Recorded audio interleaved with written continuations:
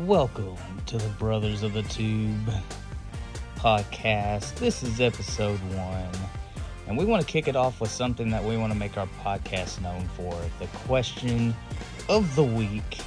And today, the question of the week is, what thing are you geeking out about the most? We're very curious.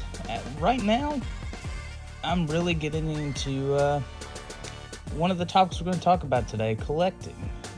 Collecting has kind of been a hobby of mine, and as a father with having 2 kids, I get to spark back into collecting some figures of some favorite things. But that is what I'm geeking out about the most, is collecting right now.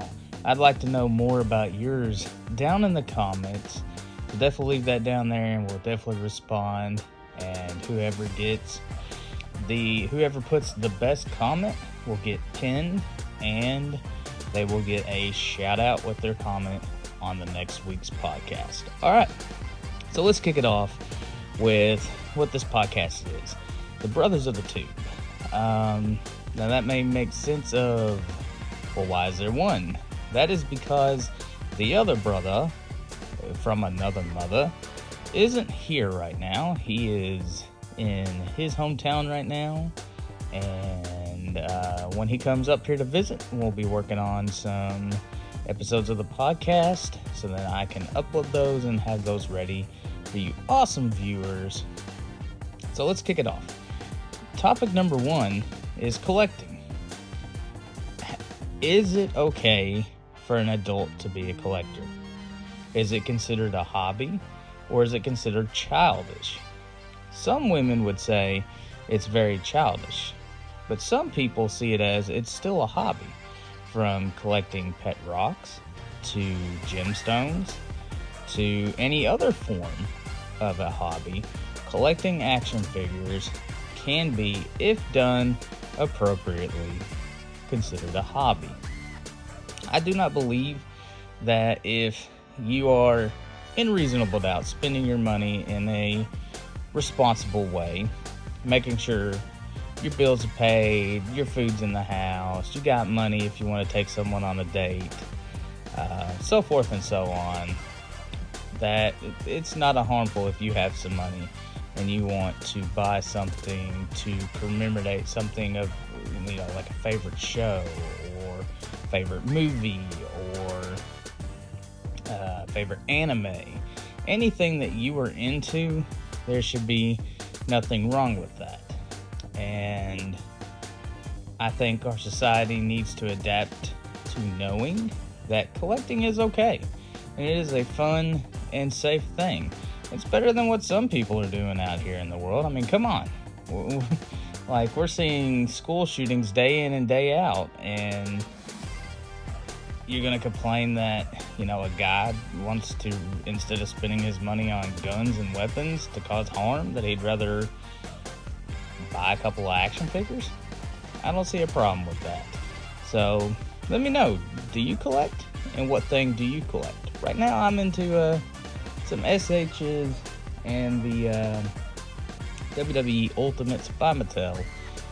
Those are some of the figures that I am collecting, and I'm really getting into the SHs. I'm kind of wanting to build some detops of some of my favorite animes and their arcs. But let me know what you like to comment. I definitely want to what you like to collect. What type of hobbies do you have too? Any hobby's an interesting thing, and I'd definitely like to get to know you fans from ins and outs, through your belly button to your butthole, whatever you want to know. All right, let's move on to our second topic for this week, is Dragon Ball Z versus Dragon Ball Super. Me and my son were actually having this conversation the other day, and it made me spark something. Why, when watching Super, like, it's an okay, but I'm starting to realize why, if you grew up watching Dragon Ball or Dragon Ball Z, why you may not be a big fan of Dragon Ball Super. That is because Dragon Ball Super is missing what Z had, which was that mysterious thriller type horror element to its arcs. If you pay attention, yeah, the Raditz arc, or the Saiyan arc pretty much, was the shortest, I would say, out of all the arcs. And it didn't have as much of the horror or thriller aspect, but it definitely had a mystery to it, because it was adding an element to Goku that we hadn't seen, and we're getting to learn about his race and more about what happened to that planet. It was a very intriguing beginning arc from transitioning over from Dragon Ball to Dragon Ball Z, where the next arc, which is the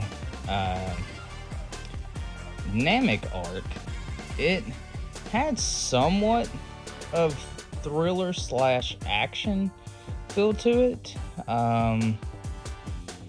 Not as much of a horror, but it still had a more serious tone. The characters definitely took what was happening as a very serious thing, and their characters reacted to those.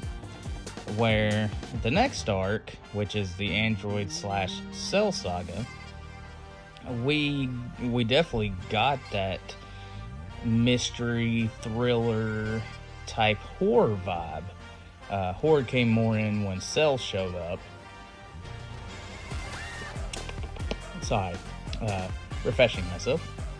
Where we got that horror arc type feel to it. And as a teenager watching this, teenager, it definitely had an interesting feel to it that made that saga different. And then we get into the Buu saga, and it had that again, slight mysterious mystery thriller, a little bit of horror-ish type vibe, but the characters took things very serious. And that's what I'm noticing with Dragon Ball Super, is it's full of a bunch of one-line,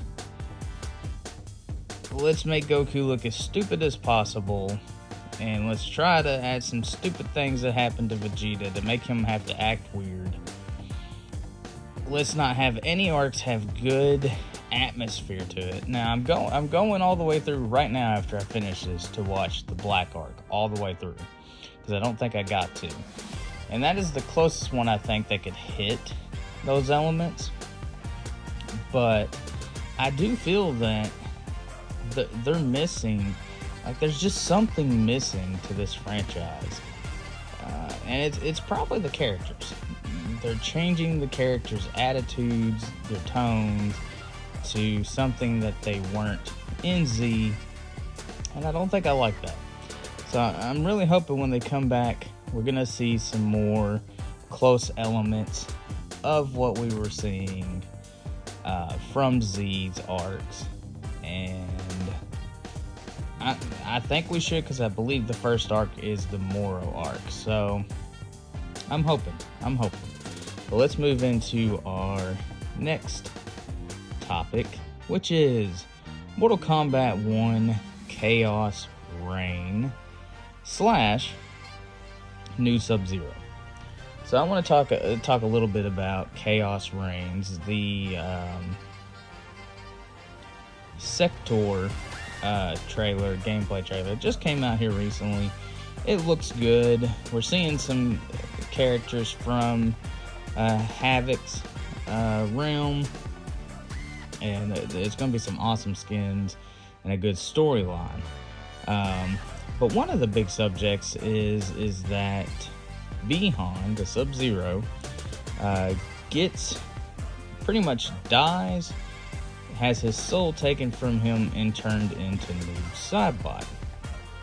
So ultimately, no matter which way it went, we were still going to lose Bi-Han.